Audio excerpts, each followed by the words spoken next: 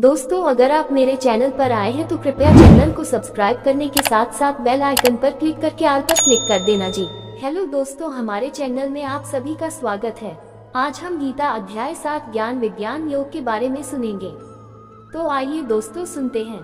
श्री भगवान बोले, हे पार्थ, अनन्य प्रेम से मुझ में आसक्त चित्त तथा अनन्य भाव से मेरे परायण होकर योग में लगा हुआ तू जिस प्रकार से संपूर्ण विभूति, बल, ऐश्वर्यादि गुणों से युक्त सबके आत्मरूप मुझको संशय रहित जानेगा, उसको सुन। मैं तेरे लिए इस विज्ञान सहित तत्व ज्ञान को संपूर्णतया कहूँगा, जिसको जानकर संसार में फिर और कुछ भी जानने योग्य शेष नहीं रह जाता। हजारों मनुष्यों में कोई एक मेरी प्राप्ति के लिए यत्न करता है, और उन यत्न करने वाले योगियों में भी कोई एक मेरे परायण होकर मुझको तत्व से अर्थात यथार्थ रूप से जानता है। पृथ्वी, जल, अग्नि, वायु, आकाश, मन, बुद्धि और अहंकार भी इस प्रकार ये 8 प्रकार से विभाजित मेरी प्रकृति है। यह 8 प्रकार के भेदों वाली तो अपरा अर्थात मेरी जड़ प्रकृति है। और हे महाबाहो, इससे दूसरी को, जिससे ये संपूर्ण जगत धारण किया जाता है, मेरी जीव रूपा परा अर्थात चेतन प्रकृति जान। हे अर्जुन, तू ऐसा समझ कि संपूर्ण भूत इन दोनों प्रकृतियों से ही उत्पन्न होने वाले हैं, और मैं संपूर्ण जगत का प्रभव तथा प्रलय हूँ, अर्थात संपूर्ण जगत का मूल कारण हूँ। हे धनंजय, मुझसे भिन्न दूसरा कोई भी परम कारण नहीं है। ये संपूर्ण जगत सूत्र में सूत्र के मणियों के सदृश मुझ में गुंथा हुआ है। हे अर्जुन, मैं जल में रस हूँ, चंद्रमा और सूर्य में प्रकाश हूँ, संपूर्ण वेदों में ओंकार हूँ, आकाश में शब्द और पुरुषों में पुरुषत्व हूँ। मैं पृथ्वी में पवित्र शब्द, स्पर्श, रूप, रस, गंध से इस प्रसंग में इनके कारण रूप तन मात्राओं का ग्रहण है, इस बात को स्पष्ट करने के लिए उनके साथ पवित्र शब्द जोड़ा गया है। गंध और अग्नि में तेज हूँ, तथा संपूर्ण भूतों में उनका जीवन हूँ, और तपस्वियों में तप हूँ। हे अर्जुन, तू संपूर्ण भूतों का सनातन बीज मुझको ही जान। मैं बुद्धिमानों की बुद्धि और तेजस्वियों का तेज हूँ। हे भरत श्रेष्ठ, मैं बलवानों का आसक्ति और कामनाओं से रहित बल अर्थात सामर्थ्य हूँ, और सब भूतों में धर्म के अनुकूल अर्थात शास्त्र के अनुकूल काम हूँ। और भी जो सत्व गुण से उत्पन्न होने वाले भाव हैं और जो रजो गुण से होने वाले भाव हैं, उन सबको तू मुझसे ही होने वाले हैं, ऐसा जान। परंतु वास्तव में गीता 9 श्लोक 4-5 में देखना चाहिए, उनमें मैं और वे मुझ में नहीं है। गुणों के कार्य रूप सात्विक, राजस और तामस, इन तीनों प्रकार के भावों से यह सारा संसार प्राणी समुदाय मोहित हो रहा है। इसलिए इन तीनों गुणों से परे मुझ अविनाशी को नहीं जानता, क्योंकि यह अलौकिक अर्थात अति अद्भुत त्रिगुणमयी मेरी माया बड़ी दुस्तर है।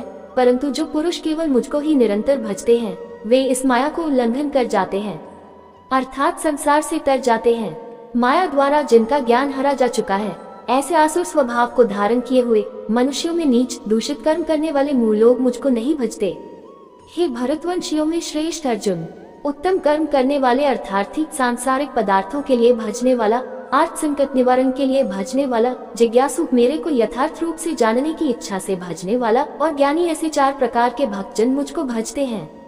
उनमें नित्य मुझ में एक ही भाव से स्थित अनन्य प्रेम भक्ति वाला ज्ञानी भक्त अति उत्तम है, क्योंकि मुझको तत्व से जानने वाले ज्ञानी को मैं अत्यंत प्रिय हूँ, और वह ज्ञानी मुझे अत्यंत प्रिय है। ये सभी उदार हैं, परंतु ज्ञानी तो साक्षात मेरा स्वरूप ही है, ऐसा मेरा मत है, क्योंकि वह मद्गत मन बुद्धि वाला ज्ञानी भक्त अति उत्तम गति स्वरूप मुझ में ही अच्छी प्रकार स्थित है।